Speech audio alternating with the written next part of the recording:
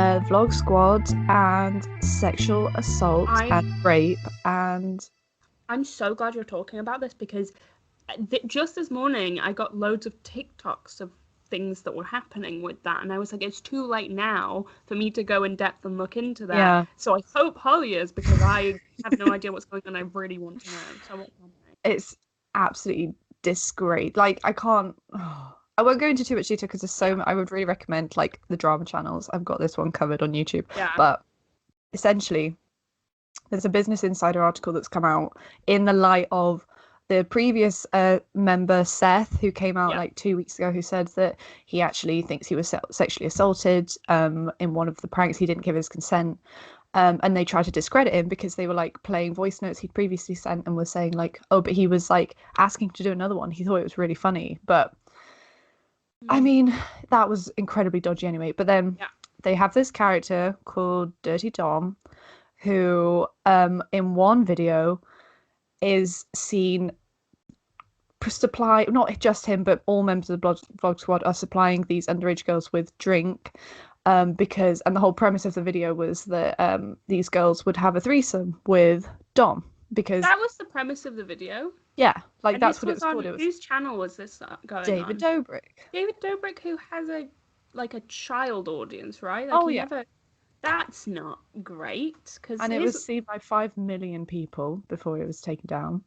And so the girls in it, one of the girls has spoken to Business Insider and has said that they were underage, they were supplied drink, they were coerced into sexual acts. She was so blackout drunk she couldn't consent to anything, but stuff happened anyway.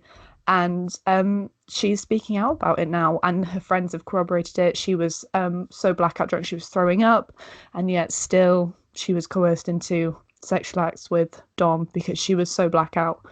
And I hope they all go to prison because I don't know. I think the cult around David Dobrik has lost its shine finally. It's like taken 5 years for Me Too to reach YouTube for some reason. Like, why is there such a delay? But he was lauded as like the epitome of what people were supposed to go for in YouTubers. Yeah.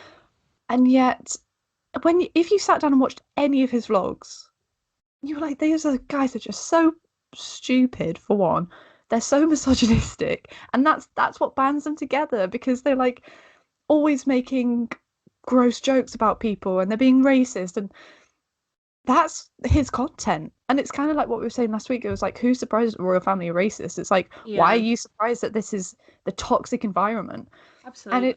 And and you just think, and people are turning around and going like, oh, Trisha's been saying this, like, but like Trisha is a bad person as well. We're not. She was part of this. Yeah, don't forgive like the things she's done, because now she is in the right, even though full support to her. And I will say, like, the only videos I've really seen of the Vlog Squad are like from compilations of when Trisha was like part of it for a little bit. I don't know if she was part of it, but she was there. And I did always feel surprised that she seemed so mature in those videos for someone who like famously comes off quite immature for their age. Yeah. Seems so mature compared to all these people, all these grown men, which really shows that they wouldn't have been good people. So I don't find this news surprising. No, and I just think the amount of the girl that's come forward with her friends who were also like coerced into stuff, but they were less drunk than she was. And David Dobrik has released this like 2.5 minute apology. 2.5 minutes? Yeah, it's so short, and it's entirely like PR worded, and he's turned off comments, he's turned off likes and dislikes, and it's like, well, you're telling people let's talk, but you're not giving any community a chance to.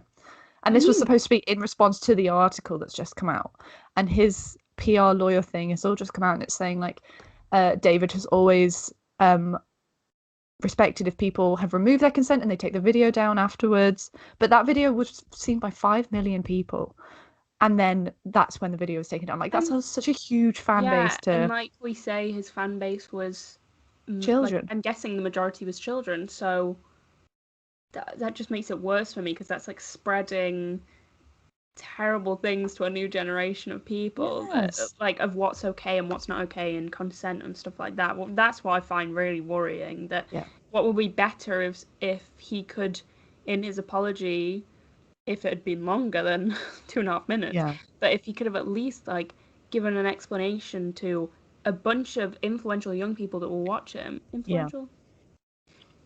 Yeah.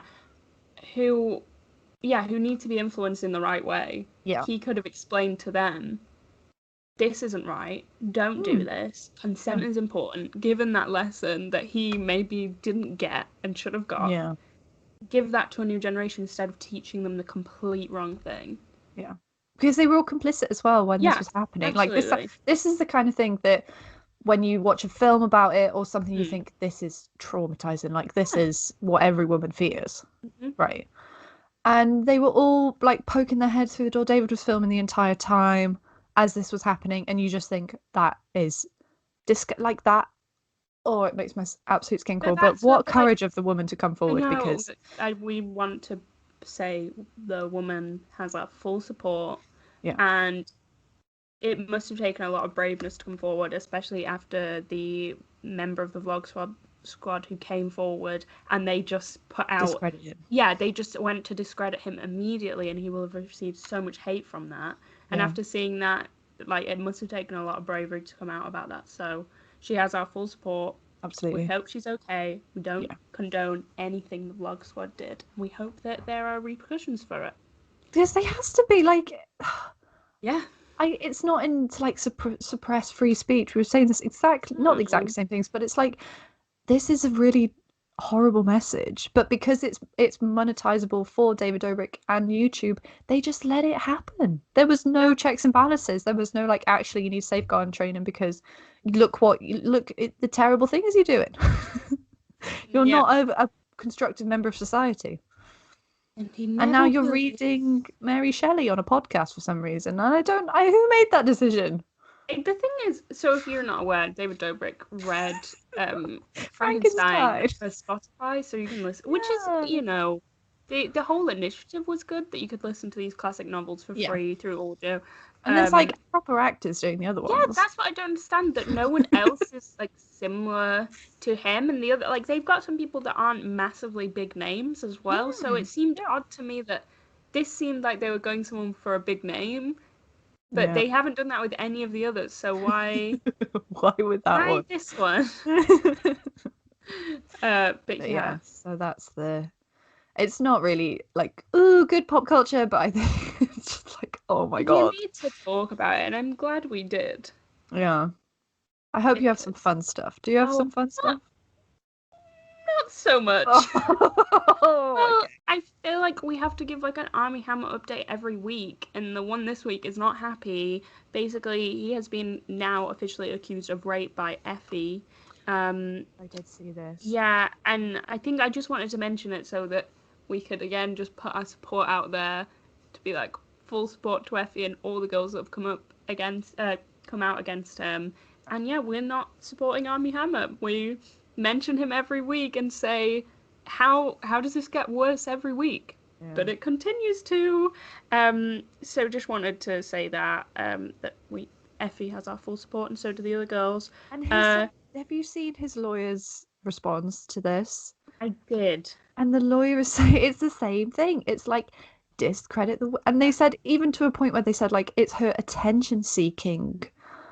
And you're like, are we trapped in some horrible vortex where even, I don't know, like, male violence against women, because like, when we say violence against women, it removes men, and I'm trying not to do that anymore. Yeah. But like, I get that's what the lawyer's being paid to do, and that's the language, and that you're going to go for someone's defamation of character.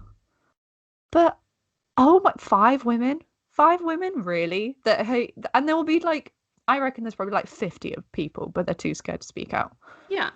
These are like 5 women who... Yeah, there's people who have had a relationship with him. I don't know whether to call them relationships, because I don't know that they would... I don't know what they had.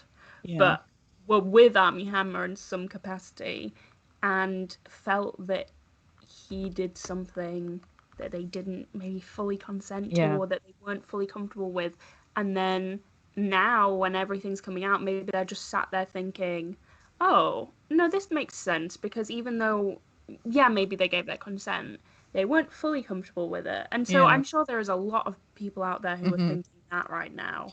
But don't want to come out against it because they're like, oh, well, it's probably not a big deal and stuff like that. Yeah.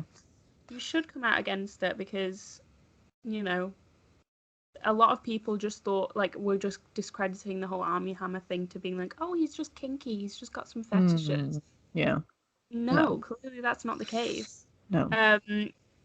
Yeah, I'll go on to the next sad one. There is such a small one that maybe will bring some happiness to some people, but sad again. We just had to give another Demi Lovato update, just a quick one. Yeah. I don't want to go too in depth because the documentary will come out, I think, next week. But it's like it's a docuseries, so like it might take a while for us to watch it and comment on it. Yeah. So I'm not going to go too in depth into it in case we decide to cover that in some capacity. But just we got some more information, and one of the things is she admits that she is not sober and she still drinks and smokes weed in moderation, which she believes is the best thing to do. But then the people around her do not think that. One of the people that disagrees is Elton John, which just comes a bit out of the blue. What? I didn't realise they were friends. But he's like, yeah, that's not a good idea. So I'm sure that'll be explored a bit more. And also she talks about how she was sexually assaulted at 15 and the night of her near fatal overdose where she was left for dead. Oh my God. By the person who assaulted her. So, oh my God.